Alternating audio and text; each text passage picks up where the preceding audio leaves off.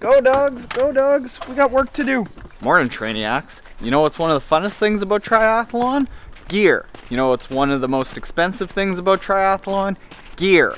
Let's talk about how we can fix that by buying things online. I got tips, good tips. Let's go give tips, guys. Right, Pete?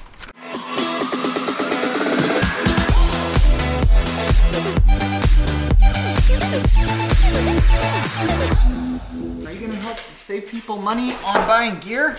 Yeah, Dad. Good work, Gracie. So buying things online, used, secondhand, is probably the single best way to save money in triathlon. Triathlon gear is kind of like a car that the second you take it out of the bike shop or open up a package from Amazon, it depreciates by 20, 30, 40%.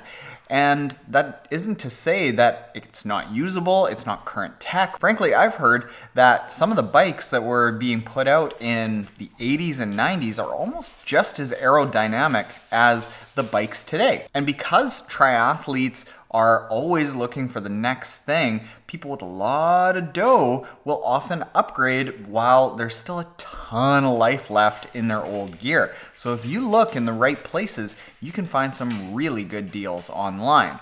Let's not just talk about used stuff. Let's talk about the whole online triathlon gear ecosystem. I know that those last two weren't separate words. So let's start out by talking about the big ones. That's your eBay and your Amazon.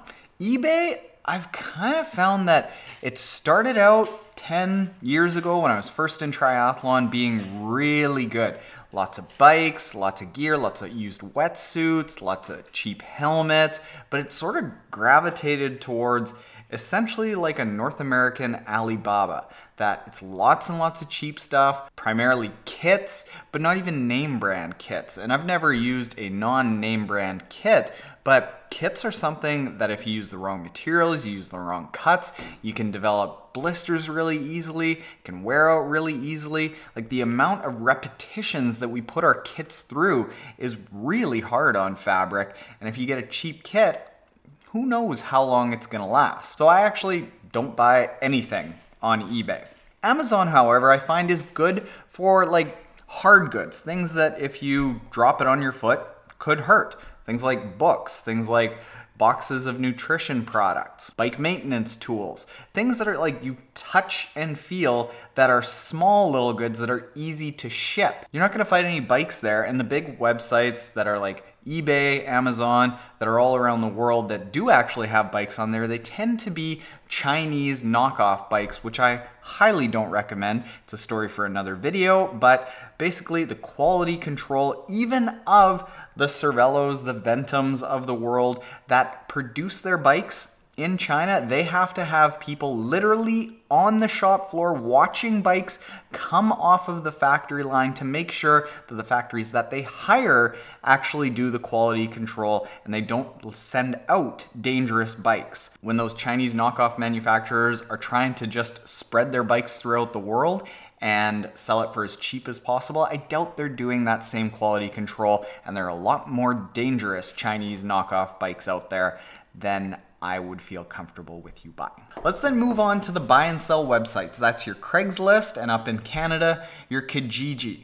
Now, I really like supporting these websites. I like supporting people locally. I like being able to interact with the community. It's very handy that you can actually go and check out the gear. You can stress test it. You can see if it's a bike, if there's cracks in the frame, if there's a helmet, if it's in good shape, if it's been dinged up. Fact of the matter is though that triathlon is a very small community. When you start niching down to towns, even Winnipeg, which is 800,000 people, you type in triathlon, we're talking like 4 items.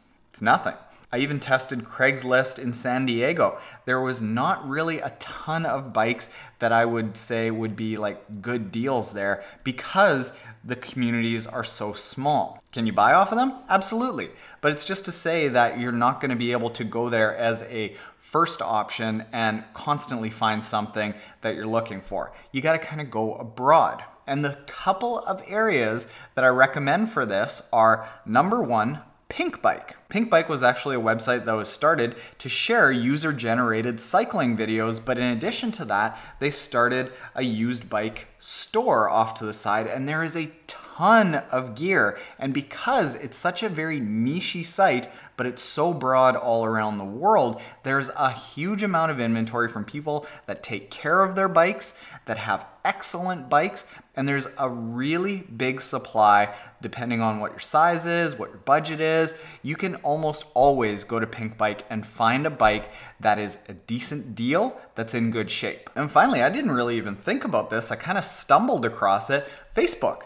Facebook, obviously, huge community, 2 billion people around the world. There are dozens of buy and sell triathlon gear pages. Let's talk about a few of them because I reached out to some of them and I said, hey, you know, there's administrators that run these things. Can I ask what your niche specifically is, and are there any fun stories? And there are. Now, the Triathlon Sell, Buy, Trade giveaway group has 5,600 members right now. They're mostly in the US, but there are some athletes that are overseas, so this is a US-based buy and sell. They pride themselves in having very strict, honest transactions done, and the administrators are very quick to, hey Pete, he's an honest guy too.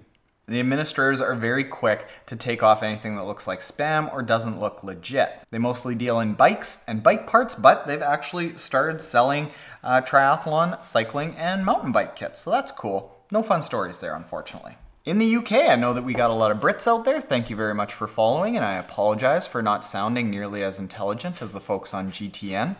I'm just not. But we have the buy and sell time trial and triathlon bikes / parts / kit group of around 34,000 people, to which the administrator Luke says nothing much funny happens except for weird random posts like people trying to sell their hair. Are you kidding me, Luke? This is hilarious. I wonder how much hair goes for. Can make a good living. You might not think this, I sure didn't think it, but when I started digging into my analytics, we have a ton of viewers in the Philippines, and there is a Philippine-specific page called Triathlon Marketplace Philippines, which has about 3,500 members. It's been around for about 1.5 years, and the funny story about that is that the founder, Bambi, started it to sell some of her own gear, and she was like, oh yeah, I'm gonna sell my own gear here, and then somebody actually beat her to it before she could even put up her own post.